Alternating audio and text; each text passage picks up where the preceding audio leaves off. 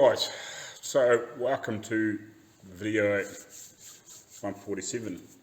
I'm Glenn, and this is NZ Mopo Outlaw Customs, and in this video I'm going to try and fix some paint fuck ups. So if you haven't watched the last video and you're watching this one, I sprayed this, it's today, Saturday, sprayed that Thursday. And just a brief update of what happened was I'd sprayed that inside all the jams and the inside of the body, had the doors off, had sprayed all in around the shuts of the doors and lots of stuff on the stands in the morning, and then come back about 3 hours later and everything was dry enough, and obviously because they're outside from it painted, I could hold the doors, screw them back on, and paint it outside. And what I'd done was when I'd finished painting, I'd given the gun a good rinse out, and then poured another cup full of, or just another splash of reducer through it, and gave it another good blowout, just with some clean. But what I didn't realise had happened, because I thought, well, that'd be good enough, and then I'll clean the gun out properly after I finished spraying outside. But what had happened is some paint had stuck on the inside of the needle, between the, obviously where the fluid runs out in the air cap, it had stuck on there, and it just wouldn't allow the paint to flow out. So, in the meantime, because I hadn't really checked the gun, between times I just gave it a quick spray. I had spraying some shit out, but I didn't really pick up that it wasn't flowing properly. So what I'd done, because I knew I was going to put 3 or 4 coats in this thing, mixed up, so this is a 2 litre cup, or what is it, 60 something fluid ounces, whatever, depending on what you work in. But I'd mixed up basically about 1 litre of paint and hardener and whatever else, ready to spray some coats on here, because by the time I'd gone around the body on here, plus the other stuff that's not attached that was the same colour, by the time I'd gone around all that and then come back where I'd started was dry enough that basically I could come back and I could touch, like on the top of the body here where it's going to be a different colour, or up here it was overspraying stuff, and it was sticky but not wet, if you know what I mean. So I could go again. It had enough time to flash by the time I'd gone around everything and come back to it, that I could go again. But what had happened was, because when I went to spray the first lot on the outside, I'd realised that shit, there's nowhere near enough paint coming out of this thing. Something's wrong, so I poured the paint back into the pot, stripped the gun down, found that there was shit on the needle. So I just got another cup, poured some frickin' reducer in it, cleaned the tip out, cleaned the needle off, gave it a good scrub out, reassembled it. So by the time I'd stripped it down, or emptied it out, wiped it out enough that I could handle it without, paint all over me. Well, get it cleaned down enough that I could clean it up. Stripped it down, got the crap out of it that I needed to get out of it, and then put it back together again and filled the paint and reset the gun, because I'd stripped it right down, so I had to reset it all back up again. And then got painting, like I probably lost maybe, we'll say 15-ish, 20 minutes, somewhere around about that ballpark of pot life. So by the time I got to the first coat laid down good, second coat laid down really well as well. I was like, sweet, we're doing all right. But the third coat, and I think I started on this side of the body, I'm going to show you. So hopefully I can get a decent look here. So this is where it started, obviously, every time was on the top of the cowl. Spray down here, that looks pretty good. Sprayed here, wasn't too bad, but it was starting to orange peel up. It wasn't as nice and flat and juicy as what this is, or thereabouts. So by the time I'd started getting to the door, it was starting to thicken up. And it was slowly getting worse as I was coming around. It wasn't, you know, not too bad, but it was slowly getting worse and worse. And yeah, and it was just started losing its, you know, that real juicy shine.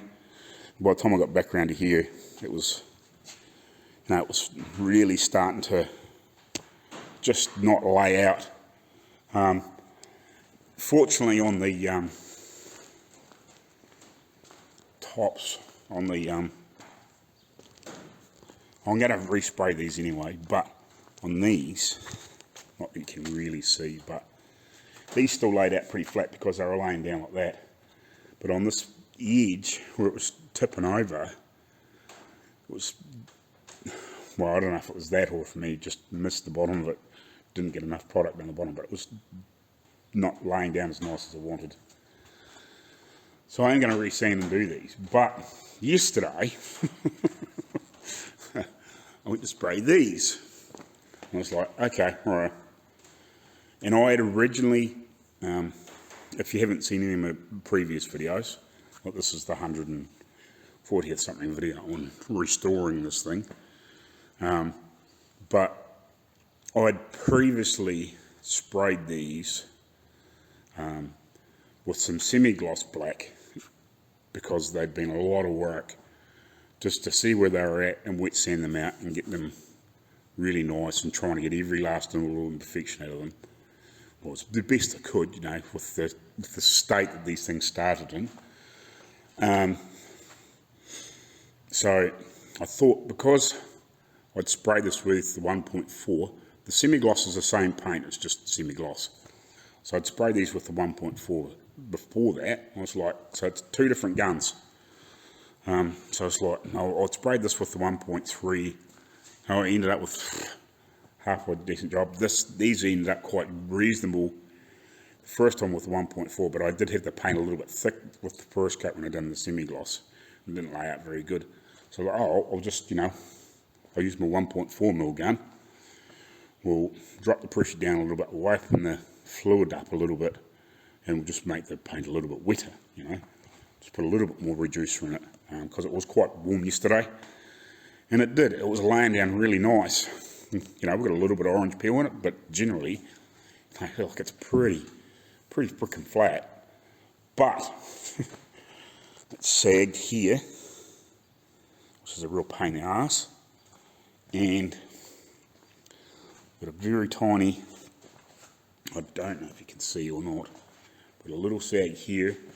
I actually noticed, because I stopped spraying this mid because I noticed the sag, and there's actually just a little, you can almost see it there, if I get that right. There's a little sag there too.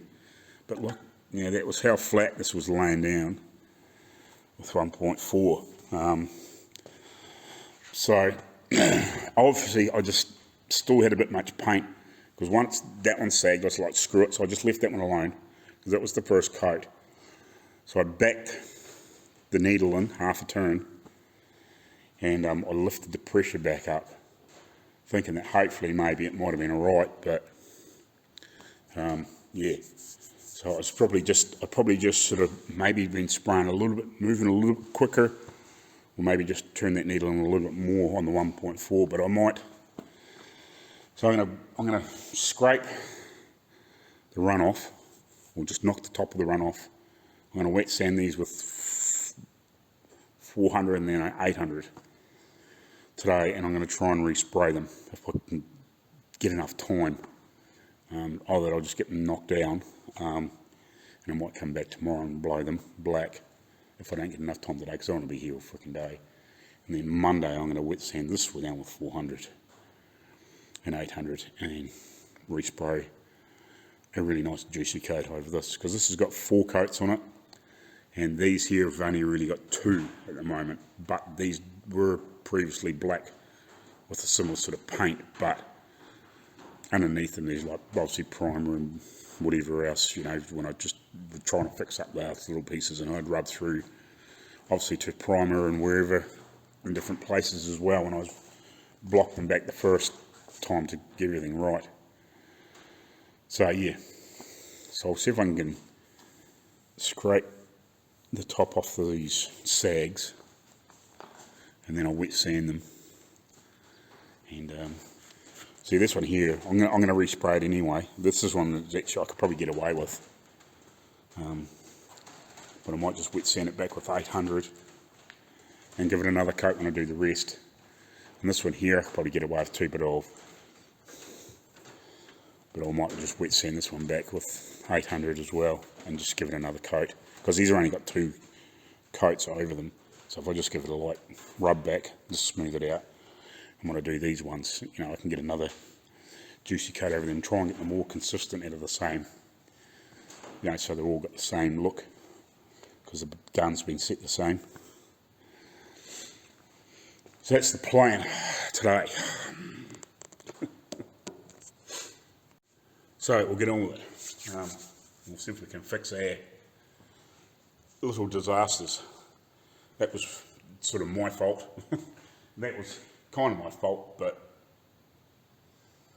you know, that was more the paint going off because I hadn't cleaned the gun out properly the first time after I sprayed, thinking that, you know, that I'd rinsed it out and blown it out.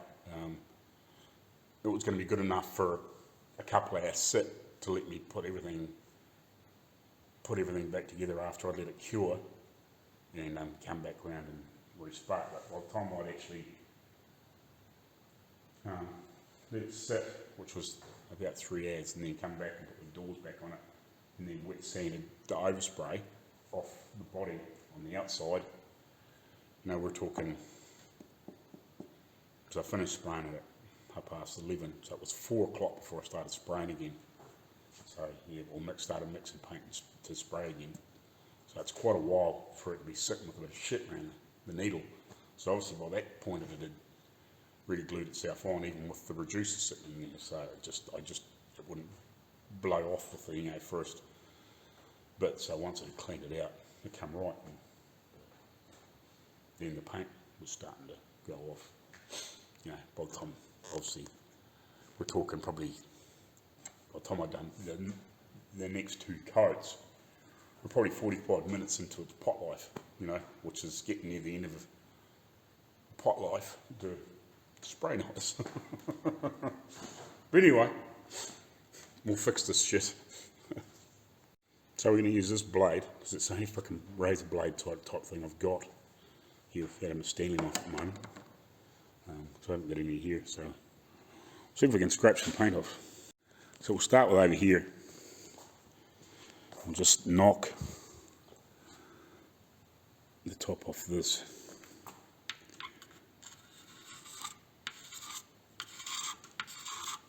Just trying to get it down to where we haven't got any, no, paint left. So we've got a nice clean scrape across there, and then we'll block it out with 400.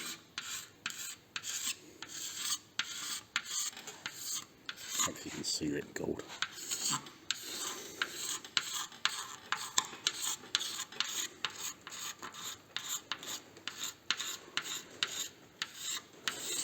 I'm not trying to scrape hard either, just trying to knock, slowly bring the top of it down.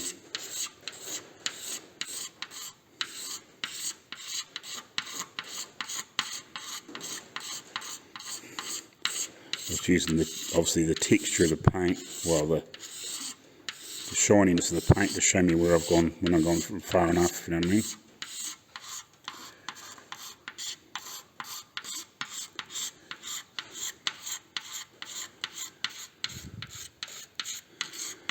Far away now.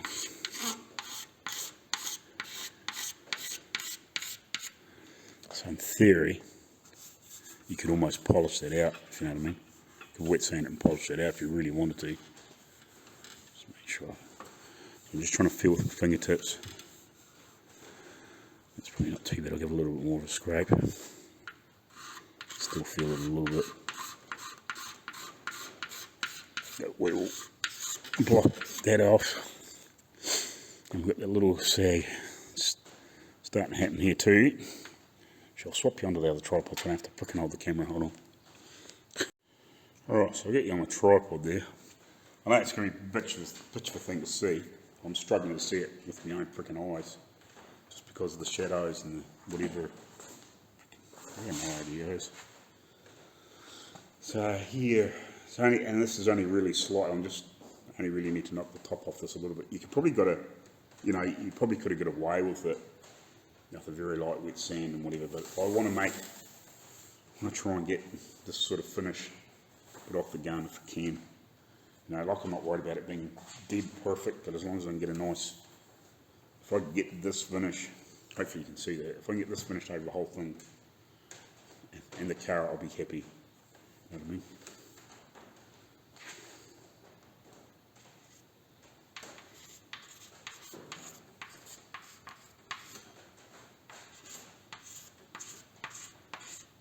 So you're not trying to dig or anything like that, you're just running over the top and just knocking that high off.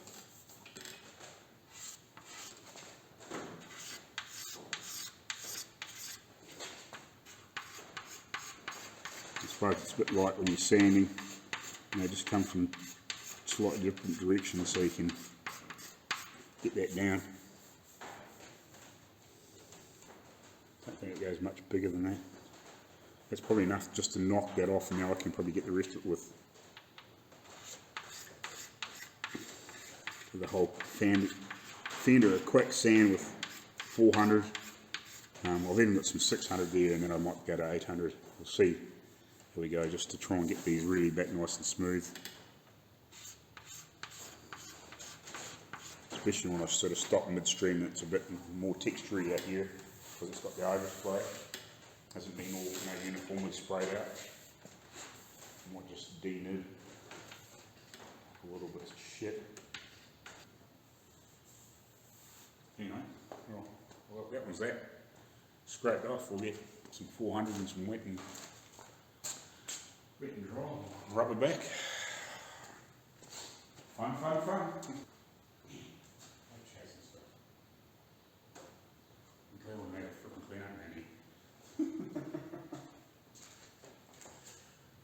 Really, that fucking block. Oh, man. Bring it back when I found the fucking thing. Yep. It was under there. Dumbass. Found it.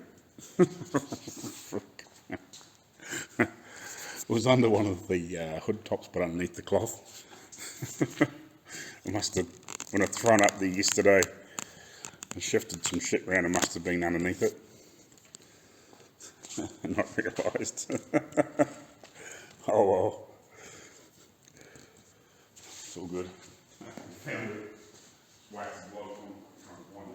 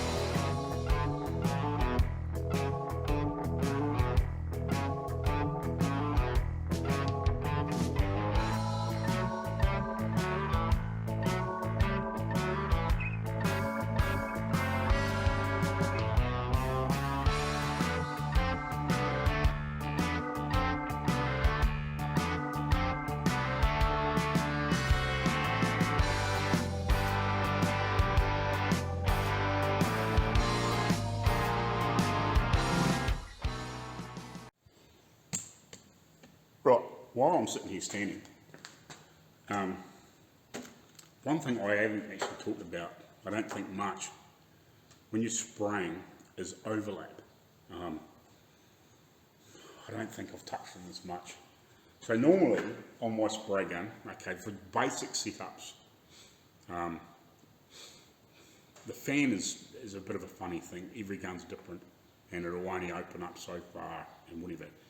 Basically, when you're setting your fan, you want it as reasonably wide as you possibly can get it, where it's spraying smooth and it's a really fine mist. You don't want it splattery.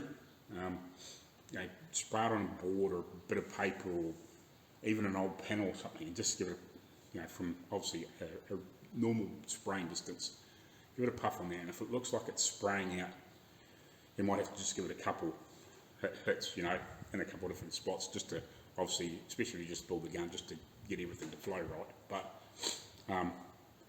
just in case there is any bit of shit in the end of the gun that hasn't come out for a start off, so I'd give it a couple of shots, a couple of 3 shots, just to make sure, you know, that it is right before you change it. But yeah, you want a fine mist, but even coverage, and about a 6-inch thereabouts fan, roughly, I think. Let's go have a look. Not about a 6-inch fan, I think it is, roughly. Oh, hard to tell. Yeah, about 6 inches. It's about at 6 inches or thereabouts. There, roughly. Be about 6 inches. But you want just a nice fine spray, not too big a droplets, I guess, without being. There's that real happy medium, and you want it obviously nice, consistent. You don't want like heaps of paint at the top, heaps of paint at the bottom, and nothing in the middle.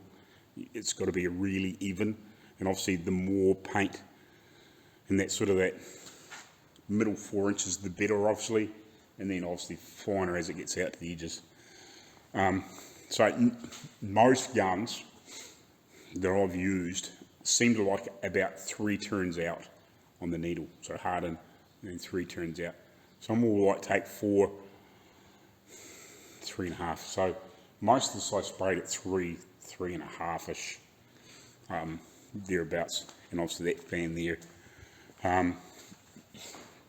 A good rule of thumb is somewhere between probably, it obviously depends on the gun. If you've got a really good gun that'll spray at a really low pressure, like say 20 psi or 22 psi or something like that, that's all good, if that's what they like to use.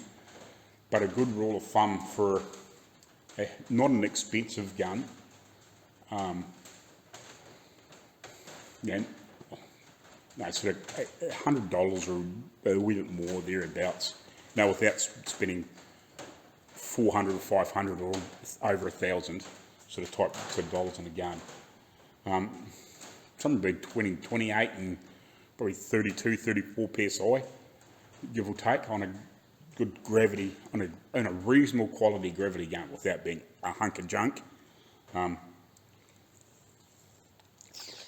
Like I'm meaning, like the A&I, the gun that I've got, is a lower end one. So's the DeVilvers, and that other blue thing wasn't an expensive gun either.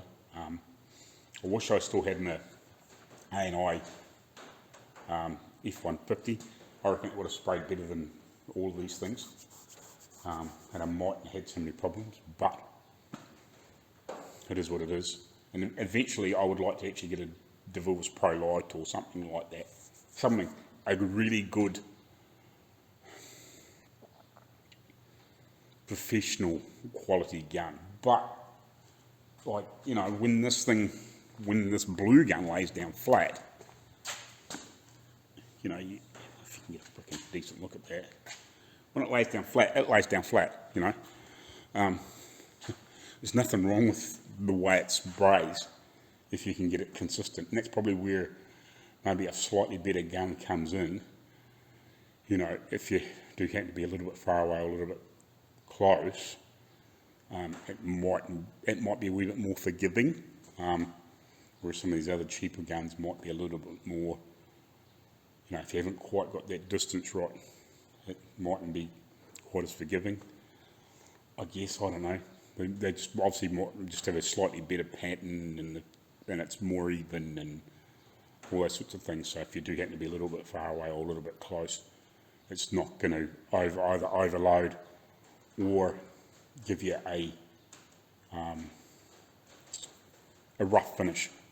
That's what I'm looking for. You know, like you getting into that orange peel, it might have a bit more of a sweet spot to spray with. But anyway, overlap. So when you're spraying,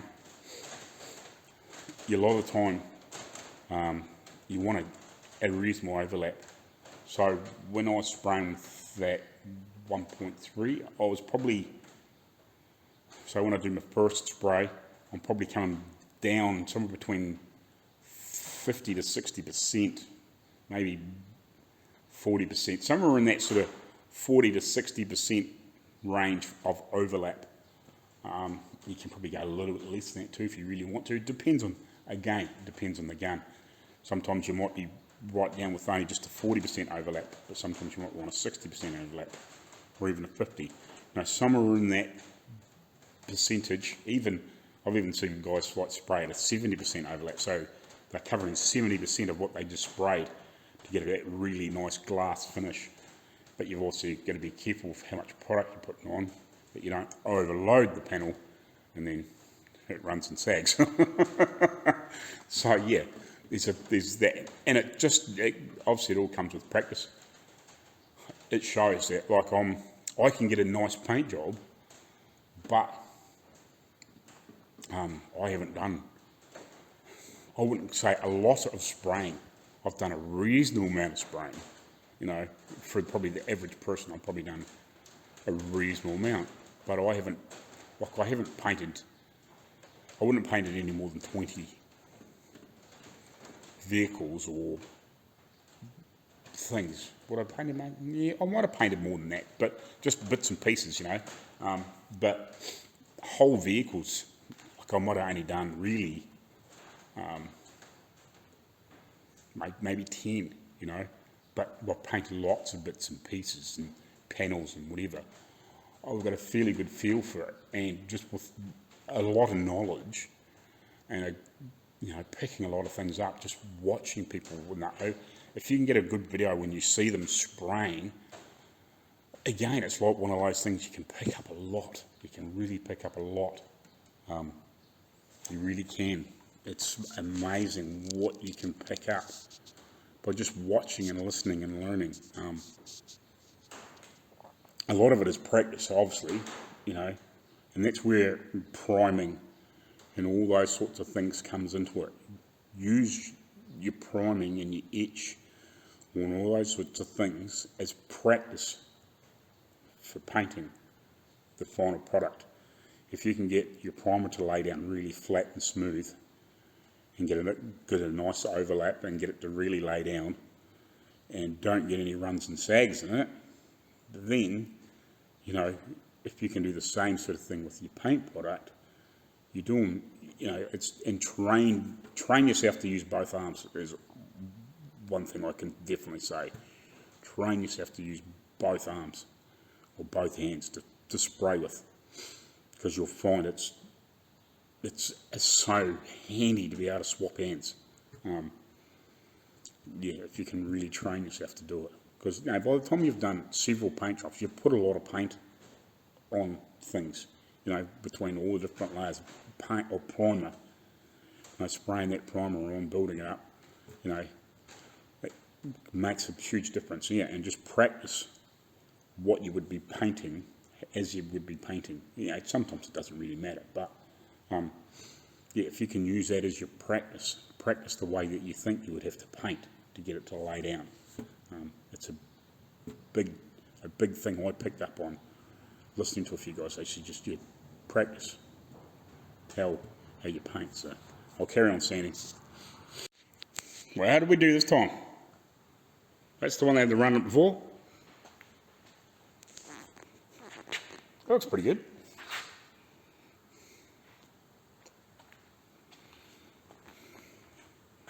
That one looks nice and juicy.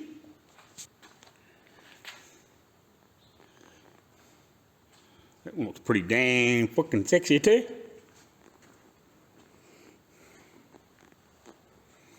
Look at this one. Oh, this one looks alright too, doesn't it? Hey, hey. So you get to fucking here, because I run out of paint the last fucking, on this piece. Last coat, last 2 swipes. Got about here. As you can see, it's all textury because I run out of fucking paint to go back.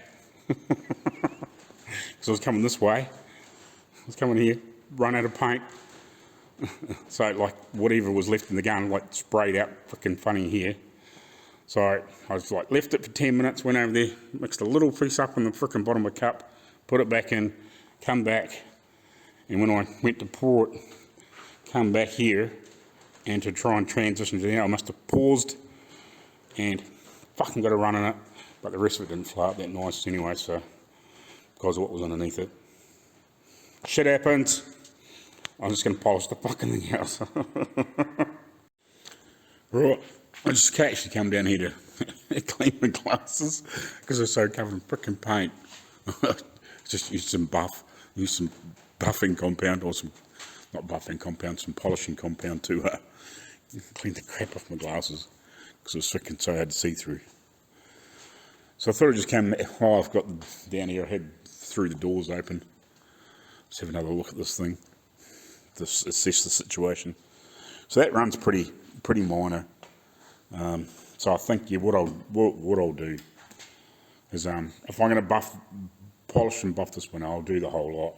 So I think what I'll do is, we'll get a, I don't know, probably a sheet of, what would we start, 1500, I guess. Start with 1500, or maybe 1000, 1500. I'll get some 2000s and 3000, I think, and somewhere around about that, and then we'll buff it out. It's a bit of a pain, but it'll end up looking really frickin' shit up because it'll be nice and flat then. And I think, you know, really they will look really frickin' good buffed out. You know, it's going to be flatter and shinier than this is, but the natural finish always lasts better. It's a shame that they all weren't like, you know, like this, but it will also help this. There was a frickin', I don't know what it was a bit of, like actually a couple of big bits of shit come out of somewhere. So I just flicked them out with my finger and then, you know, blew it over, you know, obviously with another couple of coats. And it doesn't look too bad, but you can see that those little marks, whereas if I wet sand this out with, you know, just go down through the grades, by the time I get down to that, like it's not going to be much left. I might even better just rub over this area with a bit of 800 first or something like that, just to pull that down a little bit quicker, just to flatten it off and then do the rest of it, if you know what I mean. Go through the grades. But yeah, they get hot quick.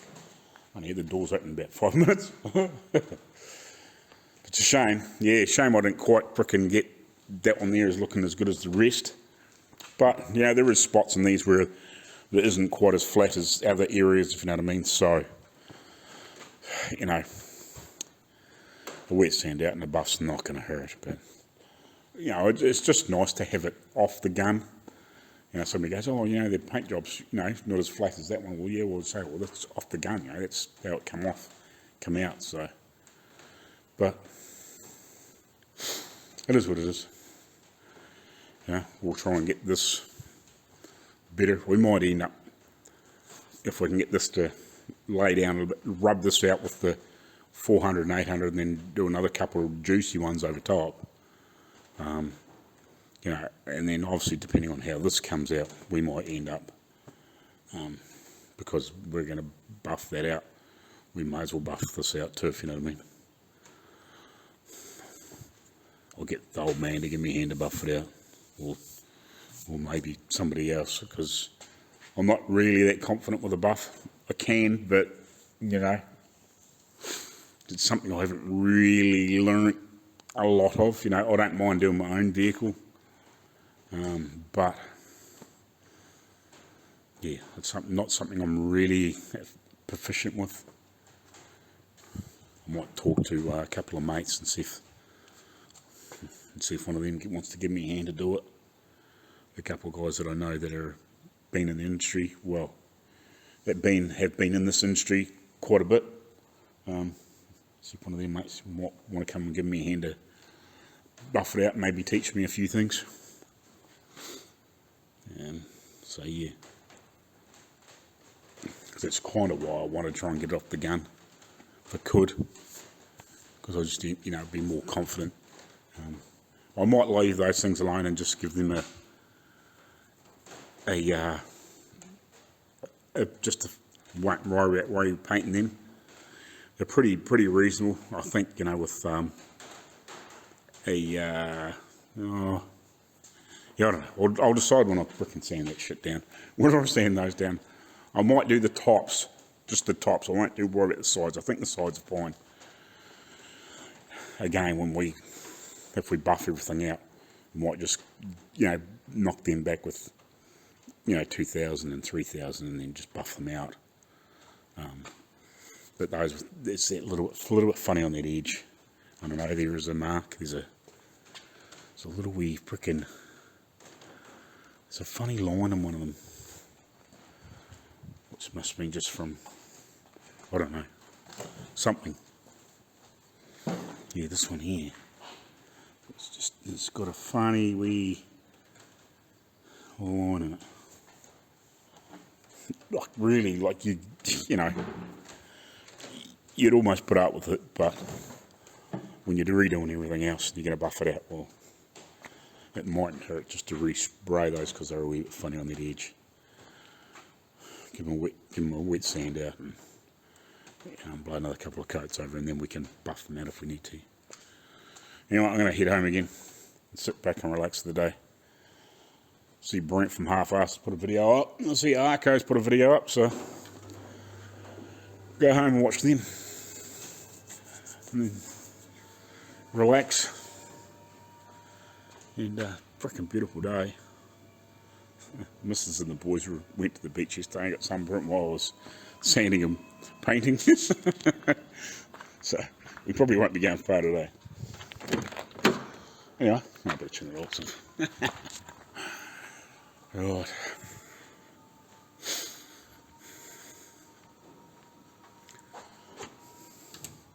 So I'll catch you later on. Right, welcome back, guys. So, morning again.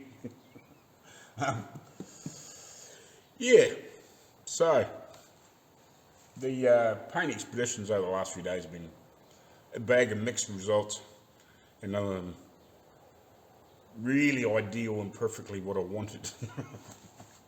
Some results a bit better than others, but yeah, those fenders are all pretty reasonable. The three of them are pretty good. That one's bloody annoying, but it is what it is. It's not that bad that we'll scrape it, run off and fix it. And because we're going to polish that one, we have to do the rest. There's no way around it, because otherwise they're going to look different. And we'll get into that body shortly. Righty guys, I suppose I better give you a bit of an update. I haven't freaking done any videoing today, pretty much. Hasn't really been any point. I've just been sanding a freaking car most of the day. So I've actually held these two colours right beside each other until now, basically. I just thought about it. I was talking to Arco, and I picked up that little vent and held it up to one of the fenders, but I put something bigger here just to get an idea. But the colour, it actually, at the moment, it looks purple. It's quite crazy. I think that colour combo is absolutely awesome, isn't it? The black and the, like that's, look, it's almost a purple, depending on the light. If it's really bright in here, it goes like that sort of medium sort of blue, sort of brightish blue, but when it darkens off, it almost goes purpley. It's quite cool. It's quite a cool colour. I like it.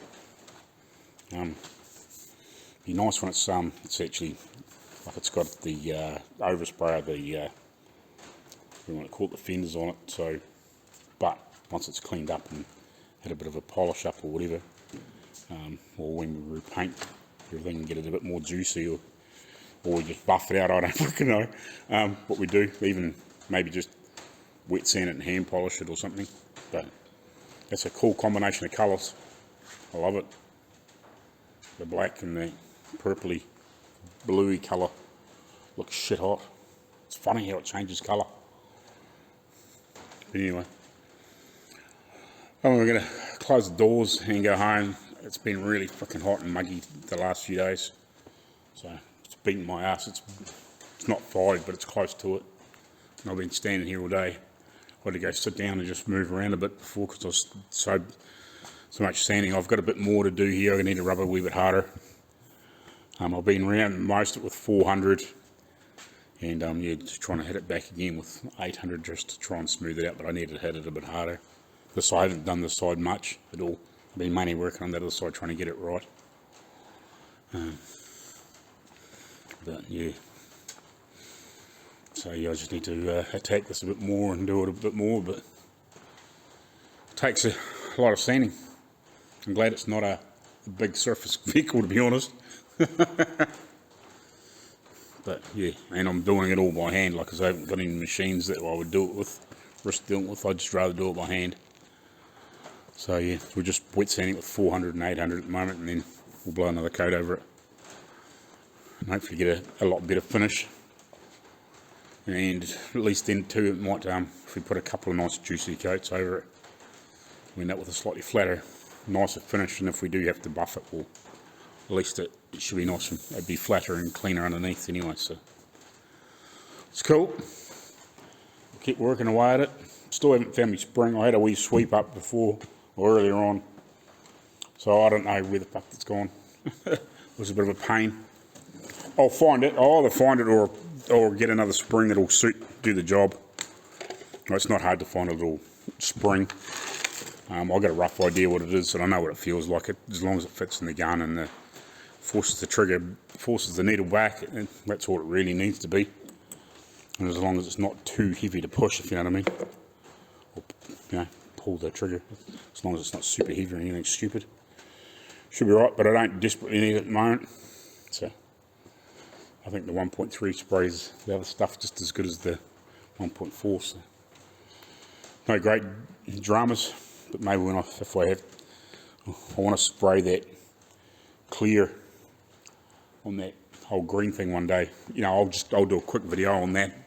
You know, what I would do to, you know, you get an old dunger like this, you just want to clean up. I might do a video on that one of these days shortly too, if I get a chance to get it done in between doing all the other little projects. Well, the main big one at the moment.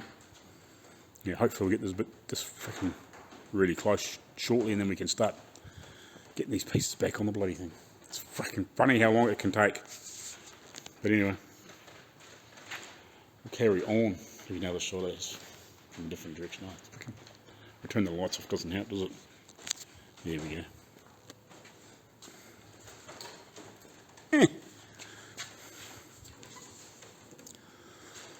But it's definitely a cool colour combination. Righty, catch you later. See you tomorrow. More sanding. Seems to be my life at the moment. Sanding. Fixing my paint, fake up some sanding. Morning troops. Welcome back again to more sanding. I'll just film when I get a bit further on. I'll keep blocking this back so we can get rid of a bit more of the texture off this. Get it down so it's 90% of it's sort of gone. And then we'll just spray, as I said, hopefully another couple of juicy coats over top. Yeah, pretty much where we're at. Just keep sanding until we get where I'm fairly happy with everything. And yeah, and hopefully get, well, I think probably by lunchtime, which is, I mean, about 4 hours away, I should have this fairly well knocked back, clean up, and after lunch we'll blow another couple of coats over it. Going well. So yeah, I actually noticed at the front, down here, I was a bit thin in the paint, so I need to remember to blow this edge a couple of times when I put those extra couple of coats on it. Obviously I was missing that edge a little bit, like the colour was there, but I basically rubbed it off very easy, so I need to be careful of that and actually put some more paint on there, and not just on top, make sure it actually comes around this edge. So it's not thin if it does actually ever get polished or buffed out or something like that. That we do have paint there, or at least make sure it's nice and shiny so they don't have to buff that edge, if you know what I mean. That's cool. So those little things sometimes you forget to, you paint the firewall and everything else, but you forget to really blow it on that edge a bit more. I'll keep saying it. Bring you back later on. There you go, guys. So I just thought about something. So thanks for all the new subs just recently. Almost 900. I need another 18, so it's really cool. I'm getting closer and closer every day. And that will get me to that magic 1,000 where we can get monetized, which would be really, really great. I'm not doing it for the money. Definitely not doing it for the money. Look, I've been doing it 7 years and I still haven't got money yet. But I'm getting really close. And now doing what I'm doing and sort of working the YouTube thing full time, every day, videoing and trying to make videos every few days from the footage. Obviously, depending on what I'm doing, the videos will be either a bit more regular, a bit closer together, whatever types of thing. But yeah, so it'd be great to get to that 1,000. So for those new subs, if you're enjoying what I'm watching, please share and like and comment. If you can share my channel or share my videos or whatever, it'd be great, because that might just grab me another few subs to get to that monetization, because then I can put that money back into doing the YouTube videos, and obviously into helping with the restorations and paying bills and whatever else to, and hopefully build myself a hot rod, or a shop truck that I want to build this year, or at least start this year, get going, get it going together, if you know what I mean.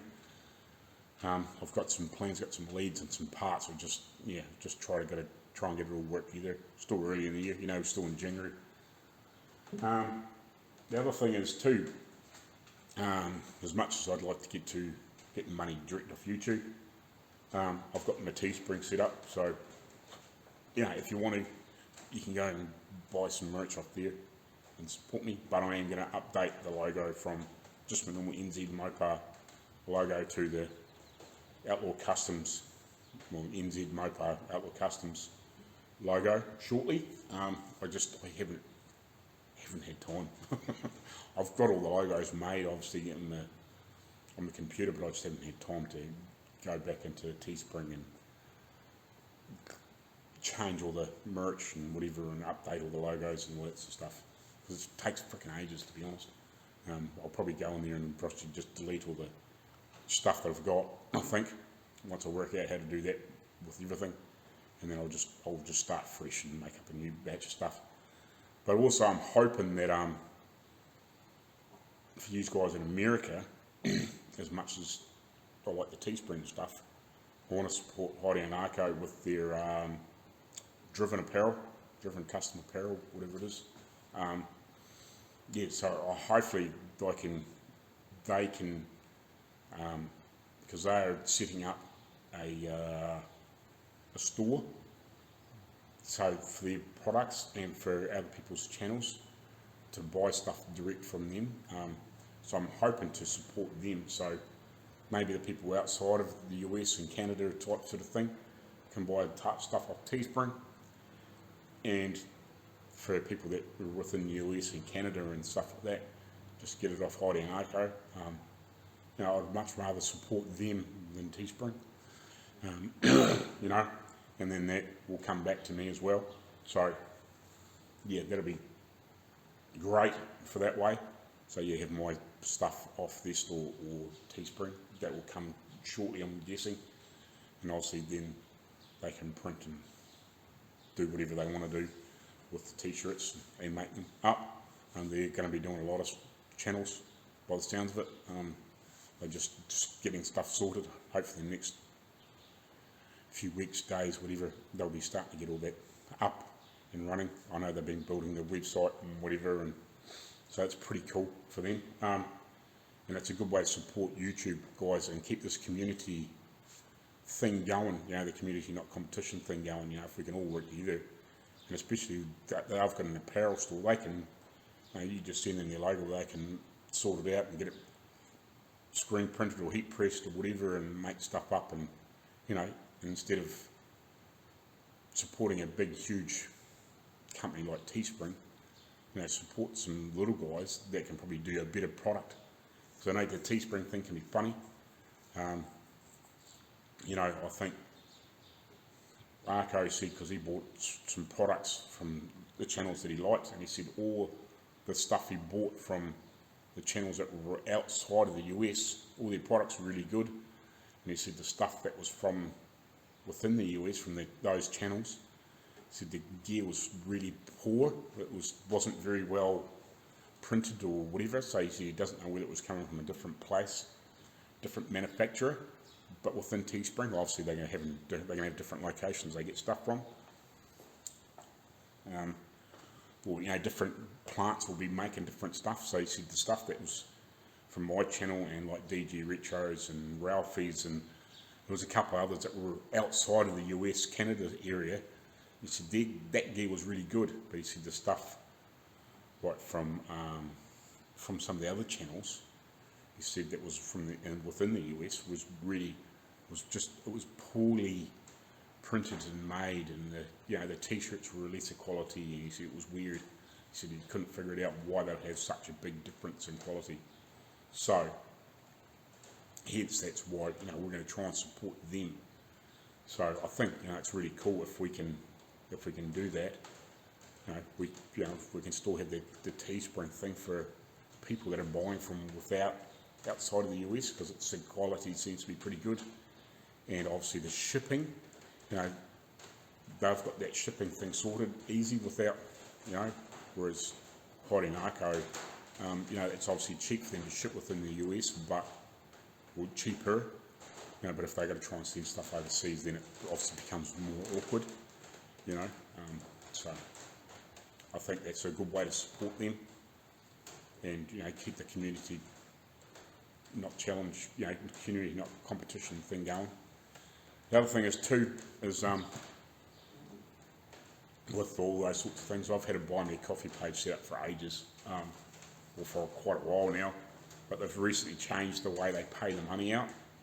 They're no longer using PayPal, which is an absolute pain in the ass. Because I'm outside of the US, I think there's 2 or 3 different ways you can get the money, but because I'm outside of the US, and where I am in New Zealand, I've got to use this site thing called Payoneer, which is obviously a bit like PayPal, but it's garbage. I can use it to buy stuff direct once the money gets to there, but I haven't found anywhere that I can really use it, and they won't push the money to anywhere else, say like to my bank account or to my PayPal, unless it's over X amount of dollars US. So, yeah, you know, unless I get a few hits from people to build it up enough to send it somewhere, that money just sits there, and then I can't access it, and I haven't, as I said, I haven't managed to find places that I can buy anything from, because where I get stuff from is normally within New Zealand, because eBay is okay, but it depends on what you're buying, small stuff you're buying.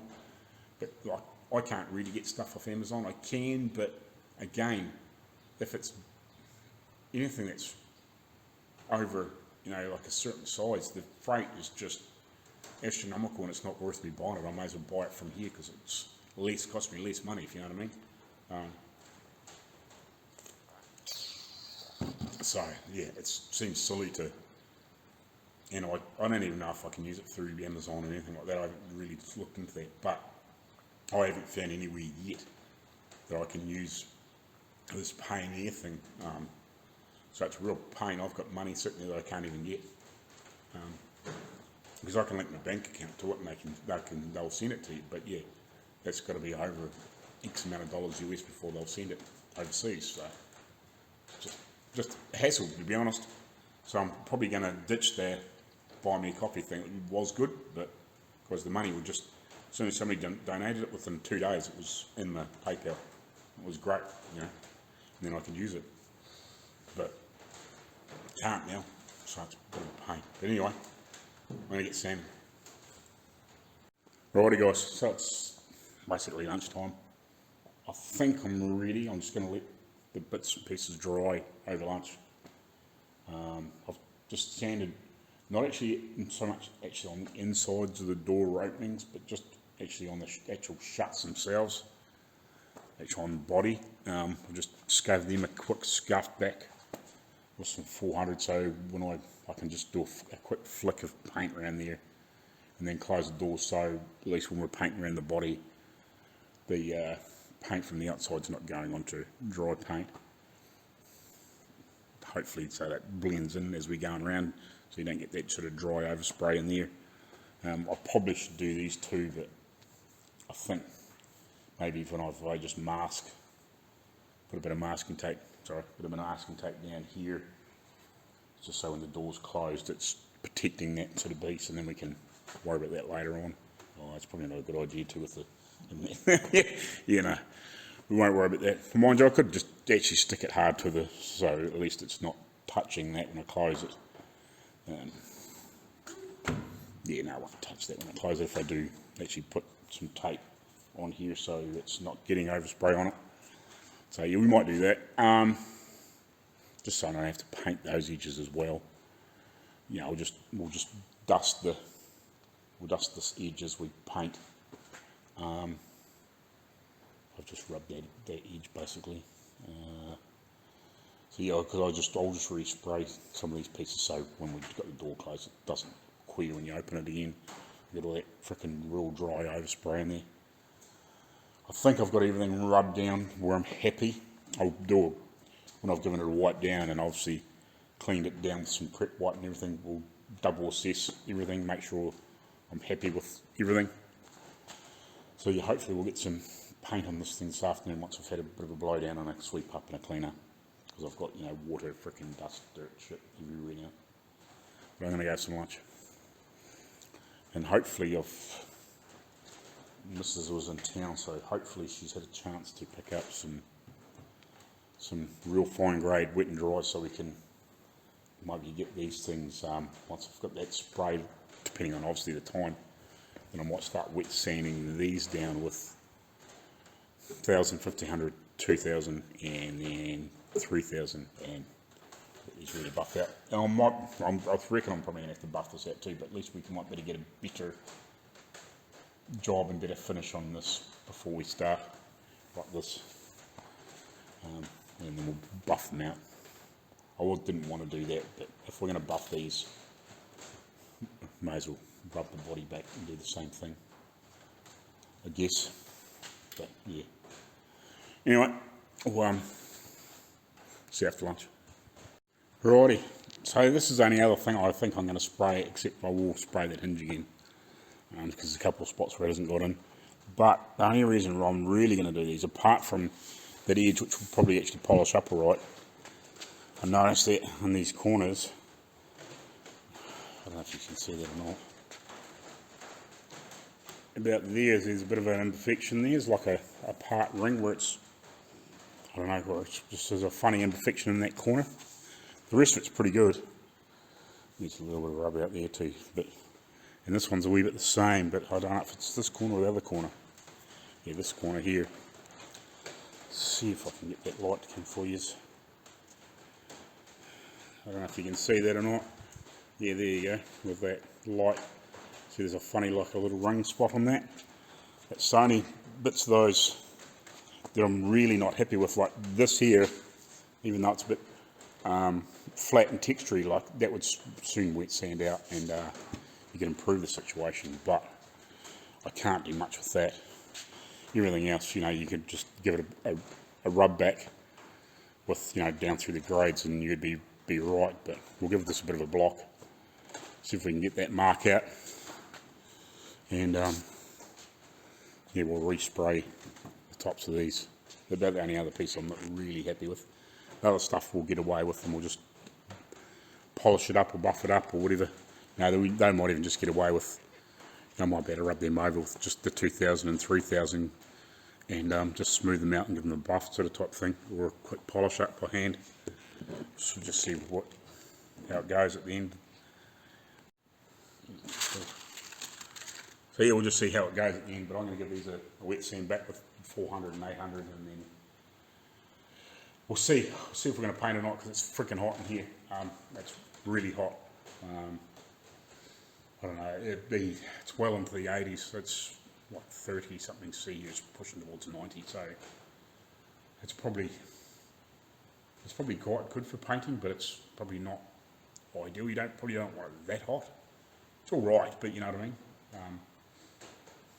I'd imagine, like, I'm thinking like the sort of optimal temperatures are there at 22, 23, 24 degrees, and then once you get it sprayed on, then you can, if the heat comes up, it doesn't matter because it's making it cure off faster. But you don't want it to be,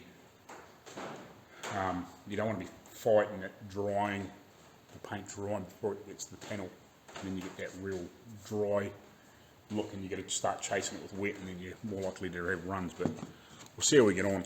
I'll give this a sand back and just see where we get to. I'll just sand it off camera. I'm pretty sure you've seen enough sanding. Until the next job. Until maybe we do some of the smaller stuff and then I can, whatever. I'm actually quite looking forward to doing the wood grain effects and stuff like that, and actually, because I've never done it, I've seen how it's done. I'm going to watch a few more videos on it. I know the rough colours we need to do that stuff, like the dash and the little trim pieces that goes on top of the doors are all wood grain painted effect. That's how they were done new. So yeah, that's going to be a learning experience, so you guys are going to learn that when I do. Unless if anybody's got some tips out there. I know that's like a creamy brace, creamy camely sort of coloured base, and then it's like a, I don't know, it's like a, there might be a couple of different browns or something in it, browny sort of tones in it. So yeah, I've still got one of the old bits that I haven't really cleaned everything off. Well, yeah, one of the old bits is a sample. I polished it up to get a bit of a look at it, and you can see the original colour, the underneath base colour, underneath one of the old bits I've got somewhere. So I sort of kept it to, and didn't rub it back to get sort of get a rough idea what the colours are in it. So when we take it into the paint shop to get some little tins made up, we can try and replicate it. That might be something that we might spray with clear too, I don't know, just to obviously give it a bit more protection. We'll get rubbing, so I get some paint on this thing. Oh well, I was going to paint this afternoon, but it's fucking way too hot now. We're early 30 C, or heading towards 90-ish, thereabouts Fahrenheit. I think it's about 88 or something like that Fahrenheit, a bit over 30 C here. So I'm sweating even thinking about it, you know. Let alone trying to keep the paint from drying out too quick. So I think what I'll do is I'll just wipe all the stuff down, get it cleaned down, have a quick sweep up, and then I might bugger off and then come back in the morning, and hopefully it's, even if it's cool in the morning, at least, no, maybe, I don't know, 10 o'clock, something like that, it'll be back in the early 20s, or around that sort of 70-ish Fahrenheit, and at least then I know that everything's still warm enough, but, you know, you're not trying to put a heaps of reducer in it to get it to spray on nice and wet and then risk running because it's so runny or you get your paint, you think you got your paint right, and it's drying before it's hitting the panel, because it's stinking hot in here at the moment. So that was a bit of a bummer, but shit happens. But it's actually been like this for a few days now. We're actually telling us to start conserving water, so I'll notice that any of the lawns or grass that's been mowed down low starting to burn off, so we don't often get that down here, like a little bit further north and a little bit higher up in altitude. Like I wouldn't say we're right at sea level, we're a little bit above sea level here, but what are we about? Trying to think what it would be. I can Google it, but say around that sort of, maybe 200 or 300 feet above sea level, I guess, thereabouts in here. Is that about that? Somewhere around about there? 100 metres, 300 metres above? I don't know if we are. I'll check, hold on. Before I sound like an idiot. Yeah, right, my bad. Yeah, I had it about double what I thought it was. Yeah, I had it about double what it's meant to be. So yeah, we're about 50 metres above sea level, or about 160 odd feet thereabouts, give or take. Who's counting? So yeah, the further you go in north and go up into the sort of the central New Zealand in the South Island, Central Otago, it's quite high. Well, it's not real high, but it's quite high. Ish. What are we talking? It's about 300, 400 metres above sea level. So what's that? Every 30 metres is 100 feet, so roughly. So what are we talking? 300, about 1,200 odd plus feet above sea level. So up there it can get really dry, and the rainfall is less the further up there you get. So yeah, it gets really dry and burnt off quite easy, whereas down here we're a little bit closer to sea level and we get a bit more rain down here, so it tends to be a bit greener. And the further north you go, as it gets higher, like past there, there's some places that are actually really quite barren up there. But then when you get back towards the coast again, so it gets a bit greener. Not quite like what Australia is, where it's just fucking brown dirt and it's scrubby shit everywhere when you get inland a bit. But yeah, that's not that bad. But yeah, like if it gets dry, it can get very burnt off and barren very, very quick. So yeah. But it's just too hot today. The paint's going to start drying or evaporating as we're spraying it, if you know what I mean. So it's not worth the risk of screwing up. The couple of nice layers that I want to put on there, I'd rather wait till it's back down in the early 20s, or early 70s degrees Fahrenheit. So somewhere around that 70, 72, somewhere in about there, or maybe a little bit cooler, but about that sort of figure. So yeah, I'll have a quick wipe up and get out of here. I think there's no point me being here. I could do other stuff, but I don't want to make too much mess. No point me sanding other stuff, making heaps of sanding dust and crap everywhere. At least when you're wet sanding, it's not so dirty. It's messy because you get all the shit everywhere, but you haven't got all that dust and dirt and crap. So until it dries out a little bit, but then it still doesn't leave a lot of crap around. It's just sort of pulls itself together. At some point, we'll get maybe something and give this a bit of with a few buckets and just squeegee it out and get rid of some of the dirt and shit out of here. But I'll give this stuff a wipe down with some prep anyway, or whatever. I might just give it a bite down with the air and a rag, and then just give it a prep wipe in the morning and a tack rag off, and then I can start spraying. I think I've got those hood tops down with those two funny marks sanded down far enough that once it gets a couple of nice layers on there and flows out, it shouldn't be a problem. You can barely, a couple of little spots where you can barely see that mark still there, but it's almost nothing. I think by the time the paint flows out, with a couple of coats, it should be fine. I'll go over another re-look now. It's dried out and I've wiped them off a bit, but so one was, which one is it? One was there. Kind of, you can't really see, or is it this end? I can't remember. And this one, fairly well rubbed out, if you know what I mean. Like, there's still a little bit of orange peel and texture there, but I'm not too panicked about it. Like, you can just get you in the right place. You can kind of just see some little touches of like sort of orange peel left from those pieces. I'm not worried about if it's not done. Freaking some app trying to update my phone and stopped everything. So yeah, I'm not too worried about if there's like a little bit of texture by the time we get a couple of good coats on. And then if we happen to obviously sand it back with wet sand it back with 2,000 or 3,000 and just take the top of the orange peel off and buff it out so everything sort of blends in, because obviously you're going to have to do those. I think that's what I'm going to probably do with the other ones of that too. I won't go, we'll see how we get on, but I don't want to take it hard back if I can avoid it.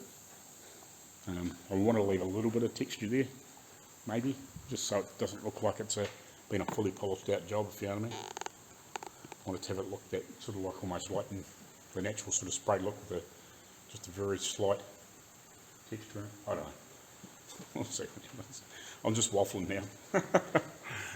So yeah, I'll give this another stuff, a bit of a blow down and wipe down. Now I've got the compressor turned back on, and so let it drain there for a while. Thinking maybe that I was going to spray, but it's too fucking hot. I'll just give this stuff a blow down. I'll get out of here. No point hanging around making dirt and dust and shit when I can come back in here in the morning and wipe it off and start spraying as long as the temperature's good. Alright, catch you later on.